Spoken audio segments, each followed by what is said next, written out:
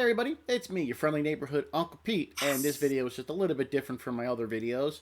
So a few weeks ago, my friend Carl and I were talking about movies that we really enjoyed, but we really don't want to watch them again, and it's not because they're bad movies. So after talking with Carl on this topic, I decided, hey, why not make a list and share this with everybody?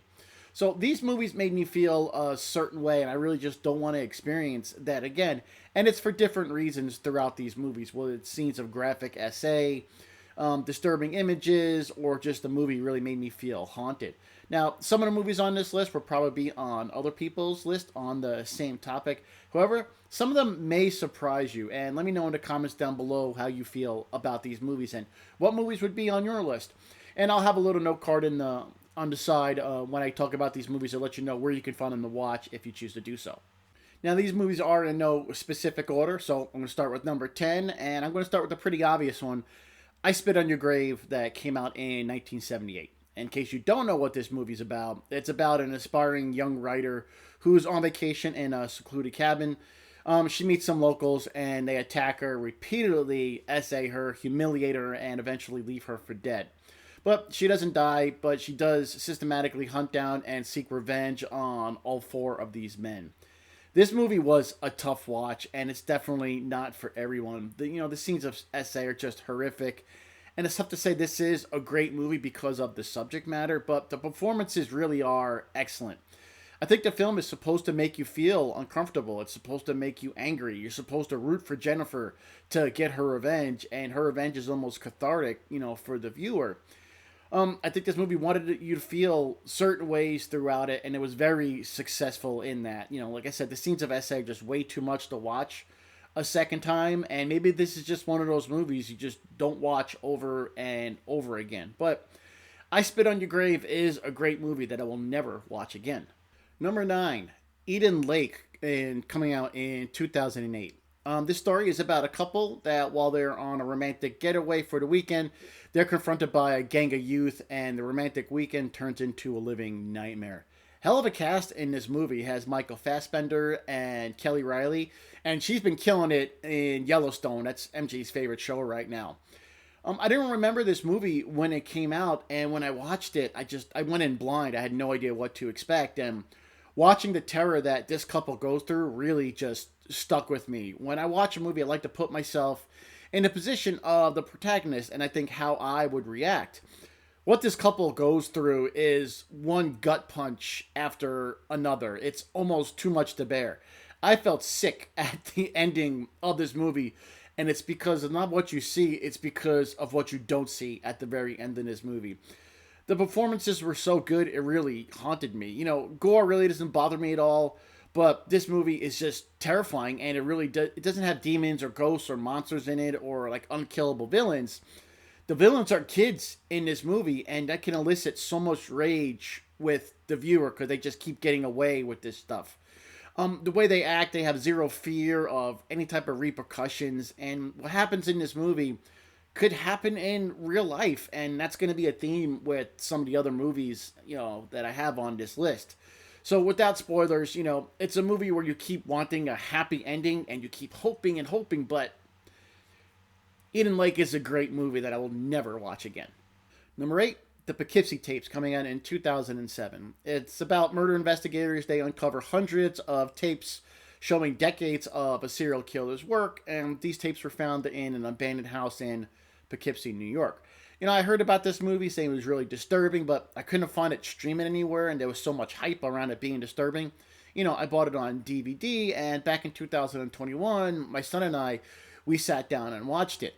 And holy crap, I love found footage movies. I have a special affinity for them. Especially found footage documentaries. I love their way way they're done. But after I watched this movie with my son, we both just kind of sat there, silence for a moment, and we were like, okay, what the F did I just see? What was that? This movie does an excellent job in playing like a real documentary. The performances feel very real. And when you see clips from the tapes, some of them were just terrifying. They're haunting. Watching a young child get kidnapped and watching some of the torture scenes, they're not easy to watch. And it's a movie, but it felt bad. Like I shouldn't really be watching this. Like it was a snuff film. If you like the disturbing movie genre, I would definitely recommend this movie. You check it out. Just know it's not an easy movie to watch because it makes it feel very real, and that's just, yeah, it doesn't really sit well with me. But yeah, it's on Tubi if you want to watch it, and the Poughkeepsie Tapes is a great movie I'll never watch again. Number 7, Martyrs, coming out in 2008, directed by Pascal Lochier. I'm sorry if I said that wrong. It's a French film, so there are subtitles, but it takes nothing away from what you're going to experience with this film. I feel like this movie would be on a lot of people's list of movies they don't want to watch again. If you don't know what this movie's about, it's about a young woman's quest for revenge against the people who kidnapped her and tormented her as a child. Her journey leads her and a friend, who's also a victim of this child abuse, on a terrifying drive into a living hell of depravity. It's a foreign, like I said, it's a foreign language film from France, and the first few minutes of the movie is just a wild opening. It's so violent and fast paced and everything. But then it slows down and it becomes like a psychological thriller, and just as the movie starts to unfold. The ending makes you feel very, very solemn. I'm thinking back to, you have to think back to, like, what the hell did I just watch? I haven't seen the remake, and I really have no urge to see it since there's no way it's going to ever match the original from what I heard. And I don't think I'm missing much for people who have seen it. I have to talk about this, the ending of this movie. I'm trying to avoid spoilers, but the ending is really kind of ambiguous, and you never find out what happens to Anna and what did Mademoiselle hear from Anna. What did she see? I mean, not having the answers, I think, was a much bigger impact on the viewer. And having an open ending like that, I think, was a great way to end this disturbing movie. It's impactful, not one you're going to forget, but Martyrs is a great movie that I'll never watch again. Number 6, Irreversible, coming out in 2002. I kind of like this movie. Was unique how it kind of went backwards with the timeline. If you do know this movie and you have seen it, you know what scene that really is supremely troublesome. When I first watched it, I kept expecting that scene to end, but it just kept going and going. Like, I had to stop the film. I had to stop the film. It was just too much at that point. I had to, skip the rest of it. I almost tapped out watching the full movie because it was so tough to sit through. And I know it's a movie that's supposed to be tough to sit through, but it is a well-made movie. All those movies on my list here are well-made with fantastic performances, directing, and cinematography. The three main characters, you have Alex, played by Monica Bellucci, Marcus, Vincent Cassel, and Pierre by Albert Dupontel. Sorry if I pronounced any of those wrong. They all did so well. They did great, excellent performances. Alex's experiences just rips your heart out, and the way she performed just left me speechless, really. Also, you feel Marcus's rage, and Pierre plays such a disgusting person. I mean, you not only want him dead, but you want him to die as painfully as possible for the longest time possible. Now, did they go too far with the part in the underpass? I don't know. A lot of people would say yes. It's a very, very disturbing story that will haunt you well after you finish watching this movie. It's not one I really ever want to watch again, but yeah, Irreversible is a great movie. Like I said, I never want to watch this movie again. Number 5, Lake Mungo, 2008. I first heard about this movie a few years ago when Josh from Movie Timelines, who's a fantastic friend of mine, he had a list of 10 underrated horror gems. And I watched his video, and I really liked the way that Josh described it without giving anything away. And it really sparked my interest. I think I watched the video right after I watched Josh's video. And it was a standard documentary style found footage film, and I do like those. It's about what a family experiences after the mysterious death of their teenage daughter. What haunted me was the end of this movie, and if you haven't seen it, I don't want to spoil it for you, but I think Lake Mungo did what the Blair Witch Project did, but I feel like they did it a lot better. The way the story unfolded and brought you into what this family was living with, you felt like you were right there, the way they shot it, documentary style. There were twists and turns that stuck with you long after the movie was over. At the ending, I had to go back and rewatch certain scenes to see, did I miss it? Did they add anything in? But I did miss stuff, and I think that was kind of the point, which made those few final scenes at the end of this movie so disturbing and just really just like I keep saying it just is stuck with me. And this movie's going to suck you in, and if you do watch it, let it suck you in and just avoid any spoilers you can possible going blind. And hopefully you'll get that same feeling I had after you watch this movie. It's not a movie I'll ever forget. It's one of my favorite found footage films I've ever watched. And it's disturbing, but a different type of disturbing that you just kind of have to experience with it. But yeah, like Mungo definitely is a great movie that I'll never watch again. Number 4, this one's a little more of a fun one, The Nest, which came out in 1988. This film's like a little outlier on my list because it's a good movie, but it definitely has parts with good scares. It's a wild movie with a crazy plot, but I hate bugs, especially cockroaches. I don't even like saying the word. And yeah, maybe you can call it a phobia. I mean, I can barely watch the last segment of Creepshow. And I think I know I had this movie in my horror movie superlatives list for 1988. It makes me squirm. It makes me feel uneasy. And I hate that. It's tough to watch. I can't watch the bugs. It's just disgusting and gross. Yeah, just not going to happen. I'm not going to watch this movie again just like I get freaked out so much by the bugs. But I'm not going to say it's a bad movie because the movie serves a purpose. I think it's supposed to make you feel gross and icky and yuck and bleh. And it serves that purpose. It's not disturbing by any means, but it's a movie about killer cockroaches, and I hate bugs with a passion. It's disgusting. If you don't mind bugs, you'll probably like this movie a lot better than I did. But for me, I will say The Nest is a very well made movie that I will never watch again. Number 3, Funny Games, coming out in 1997. I recently talked about this movie on my horror movies superlatives list for 1997. The plot revolves around 2 young men who hold a family hostage and torture them with sadistic games while on their vacation home.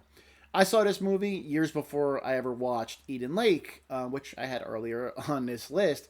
And when I watched Eden Lake, it really reminded me of Funny Games because you have a couple being tortured, tormented, and assaulted by these evil kids. You know, you watch these movies and you're just waiting for these kids to get what they deserve. You know, it builds a sense of dread with the viewer. Like, how can these kids be so evil? Because we're supposed to think young kids are supposed to be nice and not corrupted. But it's, you know, obviously that's definitely not the case. And the family in this movie just experience one horrific event after another, and it never stops. It's like I said, it's a gut punch after gut punch. And when a movie delays the inevitable, it really can be disturbing because you want these kids to get what they deserve and you're waiting for it.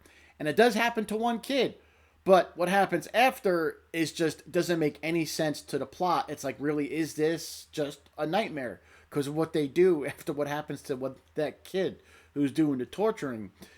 But, you know, as I said before with horror movies, I tend to put myself in the position of the person, the victim in the movie, I would say. And in this case, it makes it tough to sit through. Just, you can do something to me, fine, but having, doing it to my wife or one of my kids, just feeling so helpless, to me, it doesn't make it an easy movie to watch. I have seen a remake, and it's almost like a shot-for-shot remake, and there really just was no point to it, but yeah, Funny Games is a great movie, again, that I'll never want to watch again. Number 2, we're going to go with Old Boy, released in 2003. I selected this movie for a slightly different reason than the others, and I'm going to have to try and avoid spoilers, but this movie has such a twist that once you know what's about to happen, it totally rocks you. I remember when MJ and I watched this movie a few years ago, when the twist started to unfold and we figured out what was actually happening, we were both yelling, "Oh my God," almost jumping off the couch because we couldn't believe what was about to be revealed. This is an outstanding movie. The story is very well thought out. It's original. It's interesting. The action scenes are some of the best I've seen. It's just the performances are fantastic as well. And once you know the twist, this is a hard movie to watch again because you know what's going to happen. And not knowing it was going to happen, not knowing the whys of this movie is really what just sucks you into it. Now, I'm not trying to oversell it, but this movie is very, very well done. I mean, if you haven't seen it, and if you want to get knocked off your feet with a shocking revelation that it's going to be really hard for you to ever see coming and figure out, check this movie out, but trust me, please don't look at anything else up. Don't watch a trailer. Don't look at any other reviews. Go in as blind as possible. Don't watch the remake. Watch the original Oh Boy that was released in 2003, knowing as little as possible. And trust me, when you get to the ending, you're just gonna be sitting there in shock, speechless. And I don't want to oversell it, but Oh Boy is a fantastic, fantastic movie. I wish I could watch again for the first time, but yeah, it's a great movie I'll never get to watch again. And my final pick, I'm going with Incident in a Ghostland, released in 2018. Directed by Pascal Lochier, who directed Martyrs earlier on my list. Both movies had a very similar feel. I remember when I watched Incident in a Ghostland when it first came on Shudder, I didn't look to see who directed it. I just totally went in blind, and when I was watching it, I kept getting the same feelings and emotions I had when I watched Martyrs. It wasn't until after the movie was, over, and I was talking to Carl about it. I was like, the movie kept reminding me of Martyrs. He's like, yeah, it's done by the same director. So it totally made sense. If you don't know what's about, it's about a mother and two of her daughters who inherit a house, and they're confronted with violent intruders on the first night in their new home. The beginning of this movie shows you how vulnerable people really can be and, what happens to them. So years later, the daughters reunite at the house and things, do not go well. And it's another film where the scenes just don't let up. You wonder how much abuse these two young women can take. The performances by Crystal Reed, who played Beth, and Anastasia Phillips, who played Vera, are just incredible. I think they're award-worthy performances because they're so raw emotionally. And I have to think, what motivation were these two young women using when they were acting out some of their scenes, because it felt so real. Pascal Lochier, he does an excellent job in just getting raw emotion out of his actors. I mean, you want to reach through the TV and help these people, but you can't, and it makes you as the viewer feel helpless, when you watch what's going on. And that's what the movie made me feel. It just made me feel helpless at the end of it. It was just like another gut punch after gut punch. But Incident in a Ghostland is another great movie that I'll never watch again. There we go, ladies and gentlemen. Those are 10 great movies that I'll never watch again. And it's for various reasons. It's because some of the scenes are just too disturbing, and I just don't want to live through them again. They make me feel a certain way, or yeah, I already know the ending, and the ending is so impactful. Knowing what's going to happen just takes away a lot of the power of the movie. But yeah, I really did enjoy these movies on a first watch. Some of them are definitely difficult to sit through with certain subject matters. I mean, it's hard to say I enjoyed watching some of these movies the first time, but I have to admit they were, well-made movies. They tried to elicit a certain feeling from the viewer, and I think they really definitely succeeded at that. But please, let me know what you think. Have you seen these movies? What did you think? What are some movies you feel are great, but you really just don't want to watch again? Now, when I was making the list, I realized I definitely have more than 10 movies, and I could probably make another one. And let me know in the comments down below if you would like to see another video with 10 more movies that are great that I'll never watch again. Thanks for watching. Please like, share, and subscribe. I'd very much appreciate it. And check out the other videos I have on my channel. I have a lot of fun stuff. I have my collaboration videos with my good buddy Carlin, and I have my Nails on a Coffin series with a new episode out every single Friday. I'm currently covering the Puppet Master films, and I've covered other big franchises as Friday the 13th, Texas Chainsaw Massacre, Scream, and Halloween. I'd love to hit my goal of 500 subscribers by April 1st, and I'd really appreciate everybody's help just hitting that subscribe button. Really keep me motivated. It's free to you, and it really helped me out, and I just want to say thank you for that. I really do appreciate it. So, take care, everybody. Be safe. Be good to each other. I am your friendly neighborhood Uncle Pete, and remember, with great kills, there must also come great nails.